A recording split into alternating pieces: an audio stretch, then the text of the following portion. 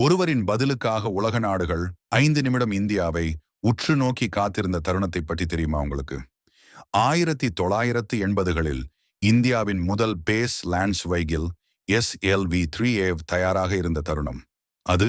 அன்றைய காலகட்டங்களில் இந்தியா விண்வெளிக்கு ராக்கெட் அனுப்புவதில் முதன்மை நாடாக இல்லாத தருணமும் கூட.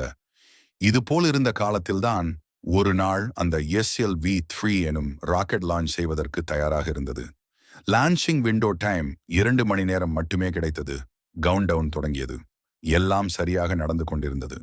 உலக நாடுகளின் சேட்டலைட்டுகளும் இந்தியாவின் முன்னணி தொலைக்காட்சிகளின் கேமராக்களும் தும்பாவின் வான்பரப்பை நோக்கியே காத்துக் கொண்டிருந்தன. தூம்பாவின் விண்வெளி நிலையம் பற்றி எனது முந்தைய வீடியோவில் கூறியிருக்கிறேன். பார்த்துக் கொள்ளுங்கள் நண்பர்களே. கவுண்டவுன் சென்று கொண்டிருக்கிறது. நேரம் நெருங்கிக் கொண்டே இருக்கிறது. 5 நிமிடம் இருக்கும் தருவாயில் SLV திரையிலிருந்து மேஜர் டெக்னிக்கல் வார்னிங் எனும் தகவல் வருகிறது என்று விஞ்ஞானிகள் படபடத்து விட்டனர். செய்வது அறியாத திகைத்து கொண்டிருந்தனர். இந்த நிகழ்வை ரத்து செய்து விடலாமா அல்லது மற்றொரு நாளுக்கு தள்ளி வைத்து விடலாமா என அவர்களுக்குள் பேசிக் கொண்டிருந்தனர். ஆனால் முடிவு அன்றைய SLV லான்ச்சிங் தலைவர் APJ அப்துல் கலாம் அவர்களிடமே இருந்தது. அவர் முடிவெடுக்கும் நேரம் மிகவும் சவாலானதாகவே இருந்தது. 5 நிமிடங்கள் முடிவதற்குள் எடுத்தாக வேண்டும். எடுக்கும் முடிவில் இந்திய விண்வெளி முயற்சியும் இந்தியாவின் வளர்ச்சியும் உள்ளது என்ற எண்ணோட்டத்திலேயே அவர் எடுக்கும் முடிவை அறிவிக்க வேண்டும் என்ற இக்கட்டான சூழ்நிலையில் இருந்தார். சற்றே யோசித்த அப்துல் கலாம் தனது முடிவை அறிவித்தார். Touch Jio ahead, launch it என்ற அந்த முடிவு. கவுண்டவுன் முடிந்தவுடன் அப்துல் கலாம் கூறியவாறு ஏவுகணை ஏவப்பட்டது.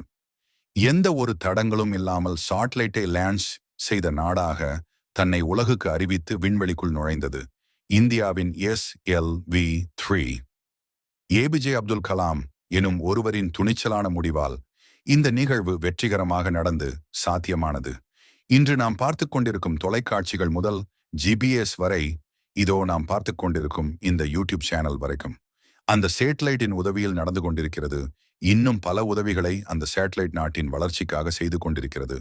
அதன் பெயர் ரோஹிணி. அந்த ஒரு இறுதி நிமிட முடிவுதான் இன்று இஸ்ரோ உலகின் மிகப்பெரிய விண்வெளி அமைப்புகளில் ஒன்றாக வளர காரணமாக இருந்தது. அந்த நாள் பற்றி கலாம் அவர்கள் நினைவு கூறும்போது, அந்த நாளில் நான் வேண்டாம் என்று நினைத்திருந்தால் ஒரே ஒரு விஷயத்தை எல்லா இந்தியர்களும் கண்டிப்பாக பேசியிருப்பார்கள். இந்த விஞ்ஞானி ஒரு தவறான முடிவெடுத்தான் என்று.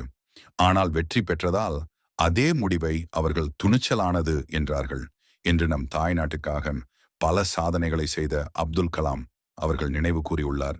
நன்றி, வணக்கம்.